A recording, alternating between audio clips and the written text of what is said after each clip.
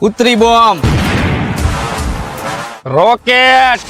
ખબર હે, સારી રીતે ઓળખું હું. હું તને સારી રીતે ઓળખું છું. અમારું આ રોકેટ હવામાં જઈને સુરુરુરુરુરુરુરુ ટુંગ. એમ થઈને ફૂટે. હવામાં જવાની જરૂર જ ન પડે, જમીન ઉપર જ બૂમ એમ જ ફૂટે અને નીચેથી ને જમીનના ફળદા કાઢી નાખે. હા ખબર હે. અને અમારે આ રોકેટ ને ગમે ત્યાં બાજવાનું થયું હોય ને તો અમારે ખાલી છે ને નિશાનો લઈને અને હરગાવીને મૂકવાનું જ રહે, એટલે ગમે એના ઘરમાં ઘરી જાય. નિશાનો લગાડવાની જરૂર જ ન પડે. અમારે સીધો ઉતરી બોમ્બ હરગાવીને સીધો કોકના ઘરમાં ઘા જ કરવાનો. ઘા કરો ને જેવા તેવા સાપરા હોય ને તો ઉડી જ જાય અને નબળી છે તો એથી પડી જાય અને ઠામરા ઠીકરાના કઈ નિશાન જ ન રહે.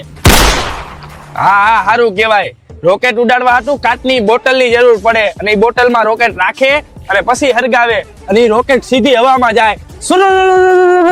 જરૂર જ ન પડે કાચની બોટલની. કાચની બોટલની તમારે જરૂર પડે, અમારે જરૂર જ ન પડે. અમારે દોલ તગારું ટીપણું ગમે એ મેકો અને હરગાવો એટલે ઈ ફાડી નાખે અને ભેગું બધું ફાડી નાખે. સમજો હો ને, એટલે કોઈ દી હે ને ચકલા બાદ નો બને. ઉતરી બોમ્બ જ કહેવાય. કાઈ વાંધો નહીં, આવતી દિવાળીએ વાત કાઈક નવું લોન્ચ કરશી અમે. હાલ નીકળ. ઈ નવું લોન્ચ કરવામાં તમારે વાર લાગે અને નવું હે ને 9 દી હાલે અને ઉતરી બોમ્બ માર્કેટમાં એક જ હાલે. મારા કલે જાવ. આ વખતે પાછી હેપી દિવાળી.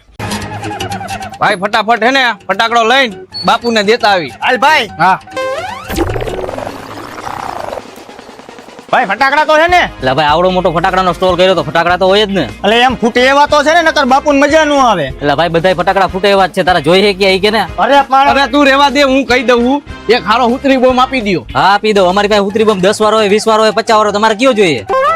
બાપુએ 10 વાર જ ઉતરી બોમ્બ મંગાવ્યો હે. તમે 10 વાર ઉતરી બોમ્બ આપી દો. હાલો આપી દો 10 વાર ઉતરી બોમ્બ.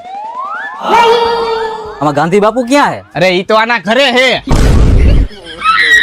એને તો મોકલા હે અમને અહીંયા બોમ્બ લેવા. અને એમાંય દિવાળી જેવું એટલે બાપુને કાઈ નક્કી ન કહેવાય. પાકિસ્તાનમાં ધડાકો કરવો હોય બોમ્બ ન્યા ઘા કરે. ઘર ભેગી ના થાવ, બેને મારવા જોઈએ. આ નોટ નો હાલે.